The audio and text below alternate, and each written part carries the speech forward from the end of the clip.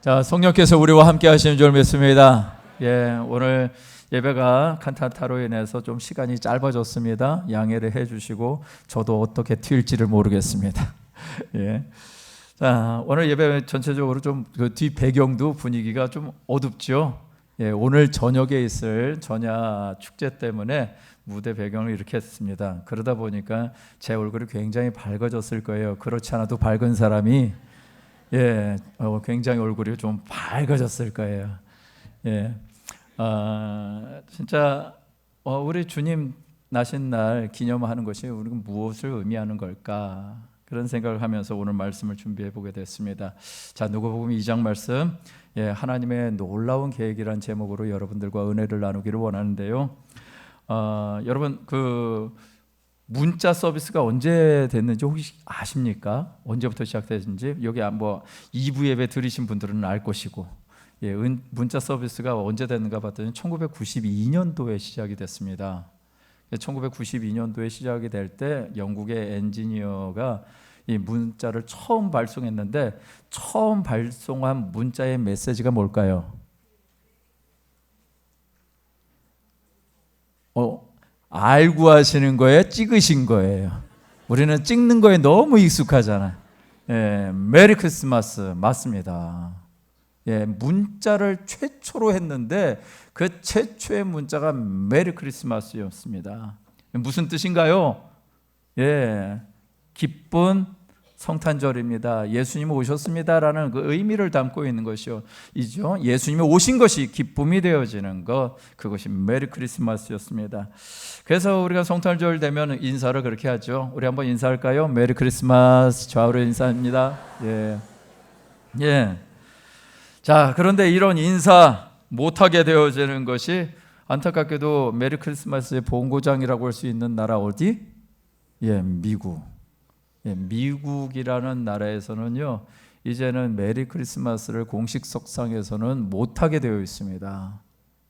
뭐라고 부르냐? 해피 할리데이라고 얘기합니다. 무슨 뜻이에요? 제가 저 한글로 홀리데이라고 써 있어가지고 2부 시간에 이게 거룩한 날인가 보다 그런 줄 알았어요. 그랬더니 그거를 영어로 봤더니 할리데이야. 무슨 뜻이에요? 공휴일, 노는 날. 해피 할리데이, 노는 날이 돼버린 거예요. 행복하게 놀자. 누구는 빠져버렸어요? 예수님이 빠져버렸어요. 예수님이. 여러분, 우리가 살아가는 이 세상이 그렇습니다.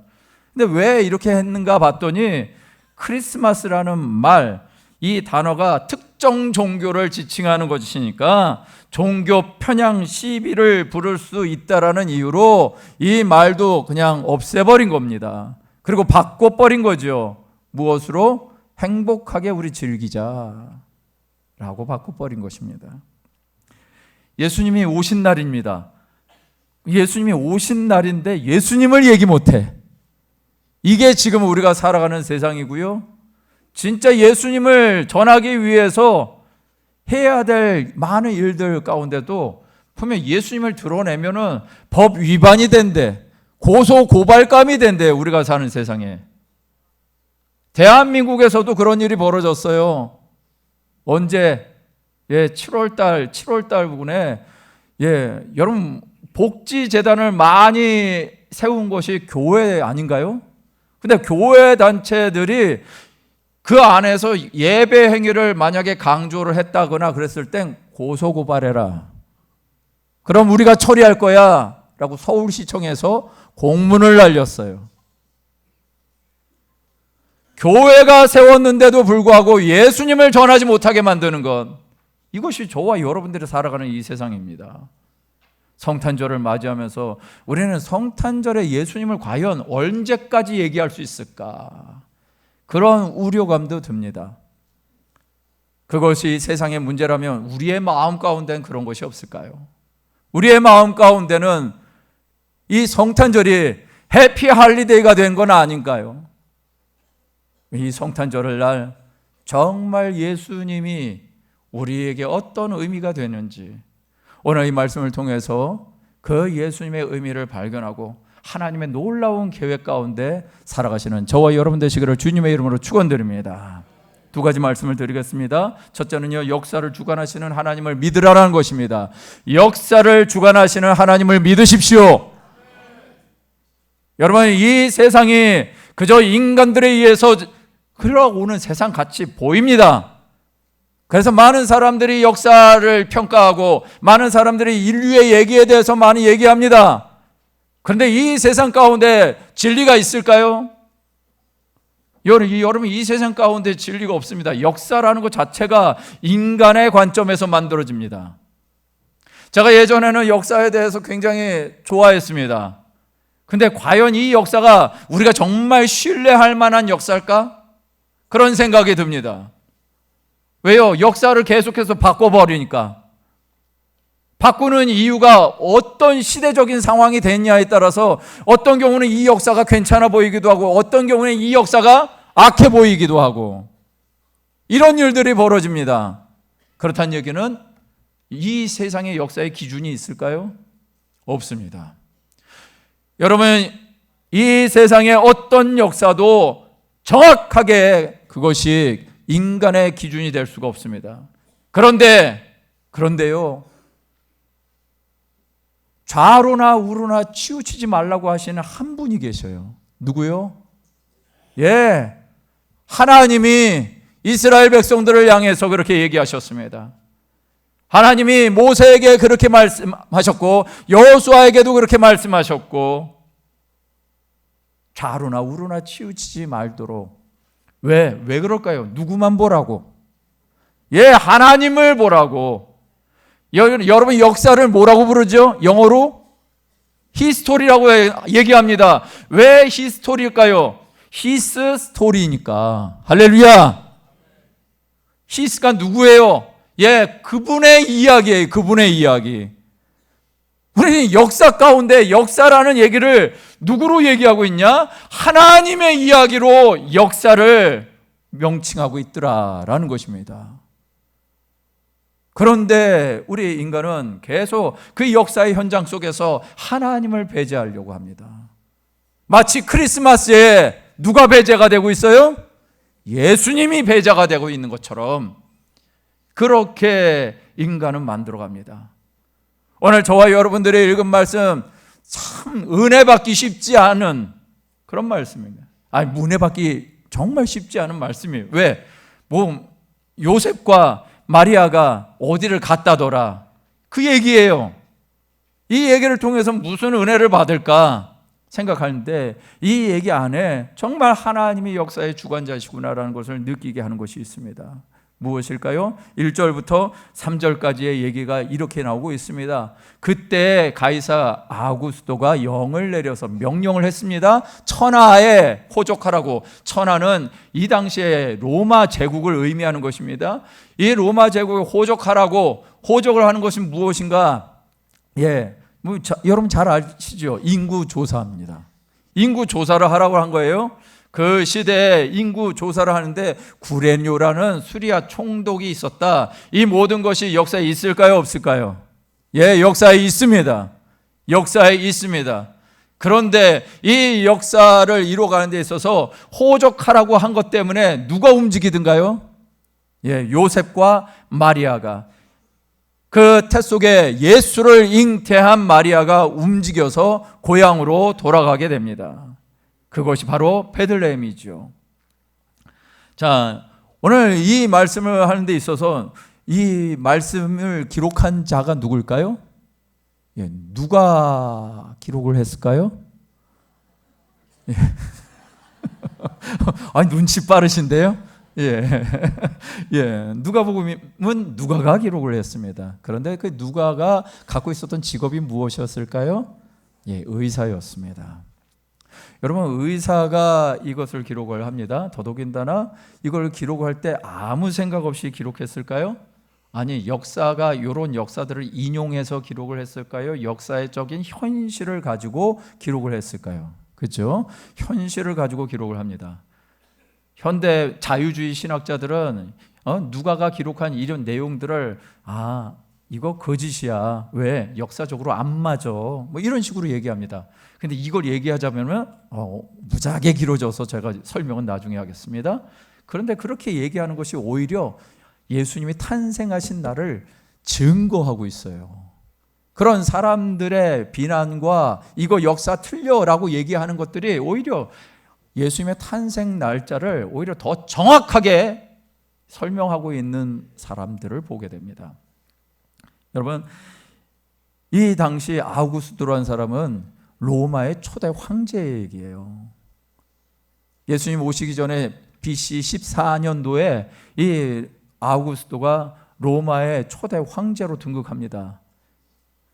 그러면서 그 전에는 어떤 문화였냐? 헬라 제국이었죠. 헬라 제국이 4등분 나면서 이 로마 중심으로 황제가 등극을 하게 되는데, 그러면서 한 것이 무엇이냐?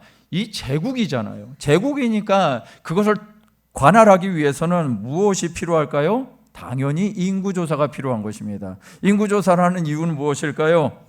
지배력을 강화하는 것이죠. 지배력을 강화하기 위해서는 무엇이 필요하다? 뭐니 해도 머니가 필요해. 그러니 뭘 걷어야 돼? 세금을 걷어야 돼요. 그래서 이거를 한 거예요. 세금을 걷어들이기 위해서 호적조사를 한 것뿐인데, 그 호적조사 때문에 누가 베들레헴에서 태어나요? 예수님께서. 여러분, 이것이 하나님이 역사를 주관하신다라는 또 다른 증거입니다. 여러분, 하나님이 역사를 주관하신 현장을 어디에서 또 보게 되냐면 이스라엘의 민족 가운데에서 보게 됩니다. 에스라 1장 1절에서 3절까지의 말씀에 보면요, 이런 말씀이 나와요. 이 말씀의 배경, 고레스 원년에 야훼께서 뭔가를 말씀하십니다. 근데 예레미야 선지자를 통해서 말씀하신 것을 이루게 하신다라고 표현하고 있습니다. 그 말씀하신 것이 무엇이냐 봤더니 이들이 이제 예루살렘으로 다시 돌아와서 예루살렘 성전을 건축하게 될 거야. 너희들은 그렇게 살아 라고 명령하는 것입니다. 근데 이게 어떻게 가능할까? 이게 무슨 배경이 있을까? 보니까 여러분, 예루살렘이 어떻게 됐을까요? 저 당시에 망했습니다. 북왕국 이스라엘이 하나님을 섬겨야 될 때 저들이 금송아지를 섬겨서 망했고요. 남유다는 130년 동안 그 이후에 계속해서 하나님이 선지자를 보내서 그렇게 살면 망한다 얘기했는데도 그들이 하나님을 선택하고 사는데 하나님만 선택한 것이 아니라 그들이 바알과 아세라 우상을 같이 겸하여 섬기고 맙니다. 그래서 하나님의 성전에 무엇이 있었을까요? 하나님의 성전에 하나님을 모신 것이 아니라 바알신, 아세라신, 다양한 우상들을 섬기게 됩니다. 우리 모니터를 좀 키워주시길 바랍니다. 그래서 하나님이 계속해서 경고하셨음에도 불구하고 예레미야 선지자를 통해서 너희는 이제 망할 거야. 그런데 바벨론에 의해서 망하지만 포로로 끌려갔다가 70년 만에 돌아올 거야 라고 했습니다. 이스라엘 백성들이 그 얘기를 좋아할까요? 아니면은 내 힘으로 이것을 해결해 보려고 노력했을까요? 후자입니다. 내 힘으로 한번 해결해 보겠다고 그들이 힘써서 그렇게 대항하다가 결국 왕은 눈이 뽑히고 왕자들은 목배임을 당하고 마지막으로 끌려가고 그런 일들을 겪습니다. 그 와중에서도 그래도 해보겠다고 한 사람들이 어디로 가냐? 하나님이 그렇게 가지 않기를 원했던 나라 하나 있죠. 어느 나라로 갔을까요? 이스라엘이 400여 년 동안 노예 생활했던 나라. 애굽으로 그 나머지가 가고 맙니다. 그때 예레미야 선지자도 끌려가게 되죠. 하나님이 말씀하셨음에도 불구하고 이스라엘이 남유다 왕국이 선택한 것이 무엇이냐? 하나님의 말씀보다 자기가 어떻게 해볼 것에 대해서 선택을 하고 계속해서 주장하고 납니다. 그런데 하나님이 70년 만에 너희 회복될 거야, 돌아올 거야. 여러분, 이 이스라엘 백성들이 과연 그것을 믿을만 했을까요? 여러분들가 믿으시겠습니까? 우리가 36년 만에 우리의 나라의 말을 잃어가고 있었는데 70년이나 지났습니다. 그쯤 되면 한 세대도 아니고 두 세대가 흘러갈 만한 시간일 텐데 그쯤 되면 바벨론 제국에 동화돼서 그렇게 살아야 되는 것 아닌가요? 그런데 놀랍게도 바벨론 제국이 멸망하고 페르시아 제국이 등장해서 초대 왕이 고레스라는 왕이었는데 그 왕이 한 말이 바로 아까 저와 여러분들이 본 에스라 1장 1절에서 3절까지의 말씀입니다. 근데 그 왕이 3절에서 뭐라고 고백하느냐? 이렇게 얘기하는 것입니다. 함께 읽어볼까요? 시작. 이스라엘의 하나님은 참신이시니라. 너희 중에 그의 백성된 자는 다 유다 예루살렘으로 올라가서 이스라엘의 하나님 야훼의 성전을 건축하라. 그는 예루살렘에 계신 하나님이시라. 할렐루야. 예. 이방 땅의 왕이었습니다. 그 이방의 왕이 이스라엘의 하나님은 참신이다 라고 얘기를 하는 것입니다. 이스라엘 백성들 안에는 하나님을 참 하나님이라고 고백하기보다는 다른 거 믿다가 다른 우상 숭배에 빠져서 살다가 결국 멸망했는데, 누군가는 이방의 한 왕이 등장하는데 그 입에서 이스라엘의 하나님은 참신이시다라는 그런 고백을 하더라는 것입니다. 오늘 저와 여러분들에게 이 말씀이 말하고자 하는 것이 무엇일까요? 예, 하나님이 역사를 주관하신다는. 하나님은 역사를 주관하셔서 단순히 한 개인의 또 한 민족의 역사만 보고 계시는 것이 아니라 이 세상을 주관하셔서라도 하나님은 하나님의 택한 백성들을 돌아오게 하시고 그들을 통해서 하나님의 성전을 회복하기를 원하시는 것이 하나님의 계획이더라라는 것입니다. 오늘 저와 여러분들이 예수 그리스도의 이 땅에 오심을 기념하면서 우리가 생각해야 될 것이 바로 이것입니다. 예수님이 이 땅에 오신 것이 단순히 우리가 그냥 한번 읽으라고 주신 것이 아니라 이것을 통해서 하나님은 역사하신다. 하나님은 우리의 삶 가운데 역사를 주관하셔서라도 하나님은 하나님의 일을 향하신다. 이거를 믿는 사람들이 있기를 원하시는 것, 이것이 하나님의 뜻인 줄 믿습니다.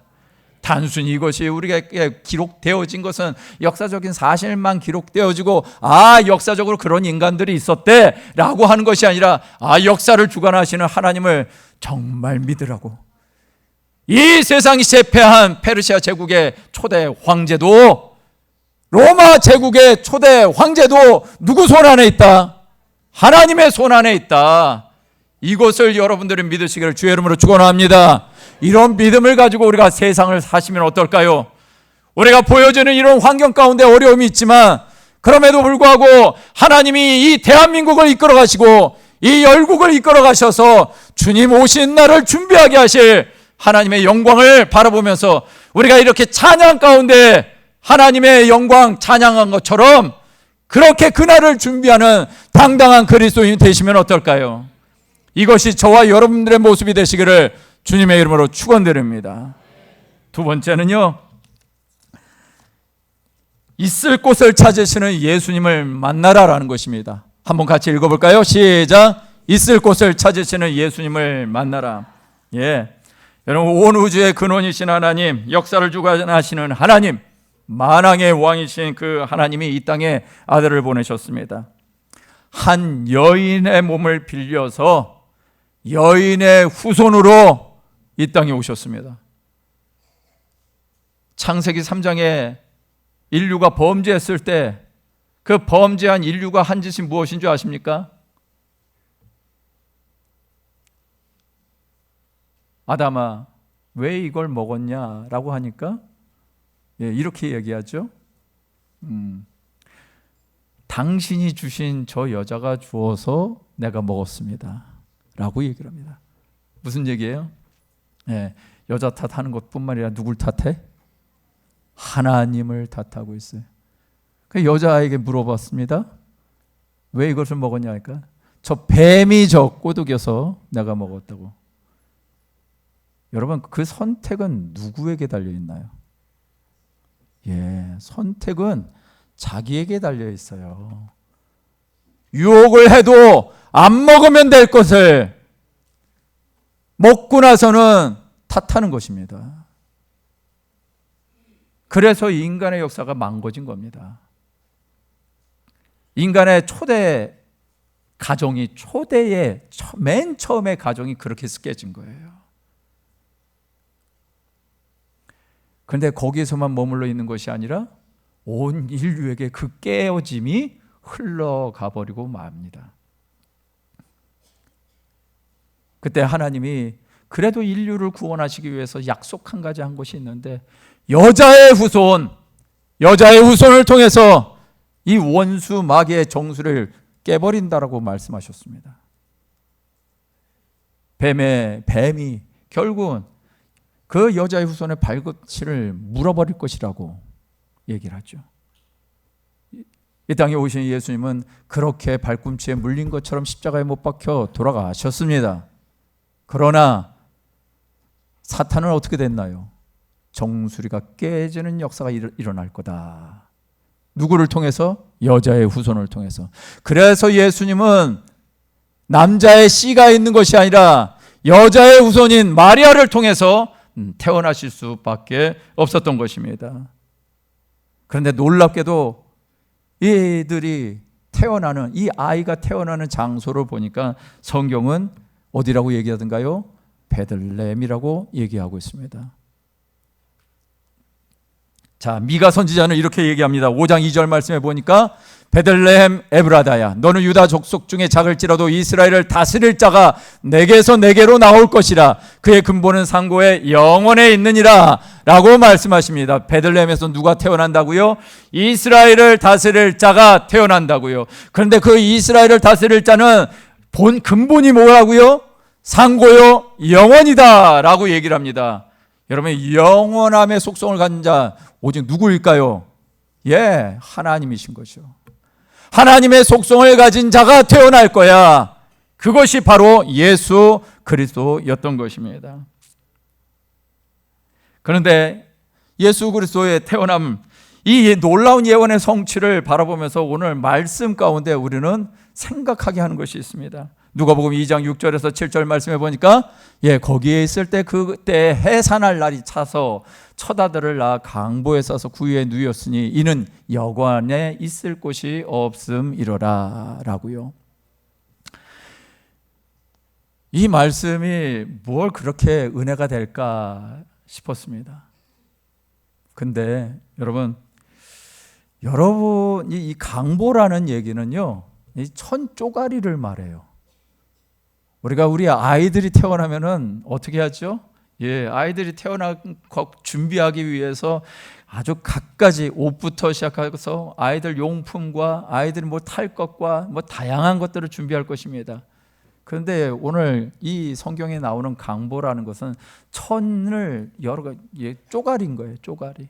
그거를 얼기설기 묶어가지고 천처럼, 아니 꼬매서 만들었는지 천처럼 만들어 놓은 거예요. 여러분의 자녀를 이런 천쪼가리로 이렇게 쌓아서 탄생을 축하하고 싶은 사람은 아무도 없을 겁니다. 여러분, 하나님의 당신의 아들을 이 땅에 내보내시는데 이렇게 하시고 싶을까요? 정말 조금만 생각해 보자고요. 하나님이라면 과연 이렇게 하시고 싶을까? 더더욱이나 말씀 가운데 보니까 아이가 어디에 누웠다고요? 7절 말씀에 보니까 구유에 누워 있었다. 여러분, 이 구유 원어적인 의미로 보니까 짐승의 밥통이에요. 짐승의 밥통에 누워진 존재가 우리 하나님의 아들 예수 그리스도였다라는 얘기를 하고 있는 것입니다. 여러분, 이 창조주가 이렇게 보낼까라는 생각을 저는 계속해서 했습니다. 예언이 성취되었다라는 것에 대한 기쁜 마음이 들기보다 무엇이 보이냐? 예수님을 닮아가야 하는 우리들이 예수님의 처음 탄생의 모습과 누이신 것을 보면서 어쩌면 불편한 마음이 있는 것은 아닐까요? 세상이 말하는 성공적인 삶과 거리가 먼 것처럼 보이는 예수님의 탄생, 이것이 우리의 마음을 불편하게 한다면 우리는 정말 신앙생활을 한번 점검해 봐야 되는 것입니다. 예수님께서 이 땅에 오셔서 공생의 삶을 사셨습니다. 공생의 삶을 사시는 모습을 예수님이 마태복음 8장 20절에서 이렇게 얘기를 하고 있어요. 예수께서 이르시되 여우도 굴이 있고 공중에 새도 거처가 있으되 인자는 머리 둘 곳이 없다라고요. 여러분, 예수님께서 이 땅에 오셔서 당신의 거처, 당신이 있을 곳을 얘기를 하실 때 나는 이 땅에 있을 곳이 없어 라고 얘기를 하셨어요. 우리가 생각하고 있는 것이 아닌 거죠. 정말 우리는 어떻게 살아야 될까라는 것에 대해서 한번 생각을 해봐야 되는 거죠. 예수님께서 마태복음 11장 8절에서 28절에서 30절에 이런 말씀하셨어요. 수고하고 무거운 짐진 자들아 다 내게로 오라. 내가 너희를 쉬게 할 거야. 내 마음을 온유하고 겸손하니 나의 멍에를 메고 내게 배우라. 그리하면 너희 마음이 쉼을 얻을 거야. 무슨 얘기예요? 우리의 마음의 문제라고 말씀하고 있어요. 우리가 어떤 곳에 사느냐가 중요한 것이 아니라 우리의 마음의 상태가 어떤 상태이냐가 이것이 중요하다라고 주님 말씀하고 있어요. 우리가 얼마나 쉼이 없는 삶을 사는지. 근데 그 쉼을 이 땅의 것을 가지고 살려고 그래. 이 땅의 것에 어떤 좋은 장소가 있으면 내가 쉼이 될 것 같을까요? 거기에서 사는 것도 오래 못 살겠더만. 여러분 여행 가셔서 한 달 사시면은 살만 하실까요? 저는 한번 한 달 정도 단기 선교에 갔는데 집에 가고 싶더라고. 제가 그런 경험했던 데가 바로 인도입니다. 와, 인도에 갔는데 단기 선교 여행 얼마나 주님의 마음을 가지고 갔겠어요? 주님 마음 가지고 열심히 거기 가서 단기 선교한다, 복음 전한다, 그런 마음으로 갔다가 거기 물이 정말 좋잖아요. 그래서 제가 뱃속이 난리가 났어요. 일주일 동안 고통스럽게 보내다가 그 땅에서 빨리 탈출하고 싶다, 그런 생각이 들었어요. 여러분, 이 세상에 어느 곳이 우리를 만족하게 할까요? 여러분, 예수님은 이 땅에 처음 누이신 곳이 어디예요? 구유예요. 구유. 예수님이 왜 거기에 태어나셨을까? 이유는 한 가지예요. 구유에만 예수님이 들어가신다는 거예요. 무슨 얘기일까요? 무슨 얘기야 이게? 여러분, 예수님이 처음에 오셔서, 여러분 예수님이 왕이십니다. 하나님의 아들이십니다. 그러면은 정말 좋은 데 태어나셔서 좋은 곳에서 누워 계시고 좋은 곳에서 양육 받으시고 모세처럼 그렇게 사셔야 되는 건 아니었을까요? 모세의 초기 40년처럼? 그런데 예수님은 그렇게 하지 않으셔요. 왜? 예수님은 어디에 있기를 원하시냐? 구유와 같은 마음을 갖고 있는 자. 구유와 같은 마음. 누구일까요? 정말 가난한 마음이죠. 정말 나로서는 안 되어지는 삶. 나로서는 안 됩니다. 나로서는 이렇게 살 수가 없습니다. 절망하는 척하면서 사는 거 말고 진짜 절망하는 사람. 그래서 우리 하나님 붙잡을 수밖에 없는 사람들에게 주님은 오셔서 그 마음에 누워 계시더라. 오늘 저와 여러분들이 어떻게 살아야 될까? 이 성탄 주일을 맞아서 정말 하나님의 영광스러움을 찬양하면서 사는 자들을 과연 어떻게 살까?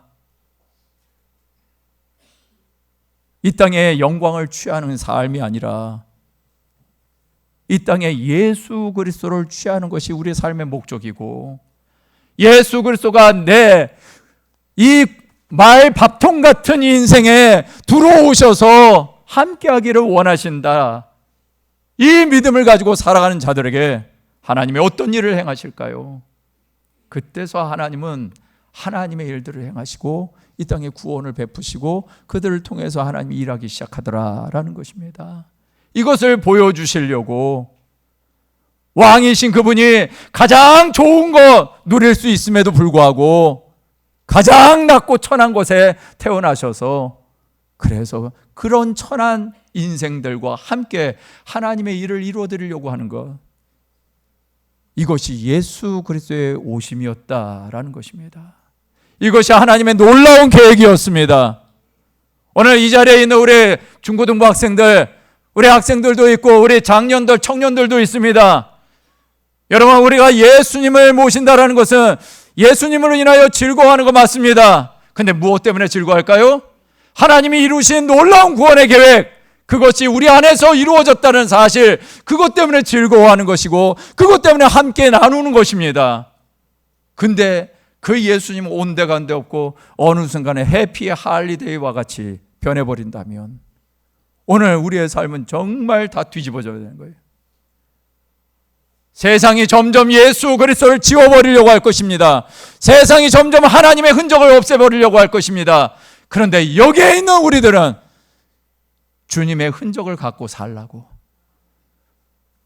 우리 아기 예수님 말밥통 같은 내 마음에 모시고 살아가는 존재가 되라고, 이것이 하나님이 우리에게 던져주시는 메시지인 것입니다.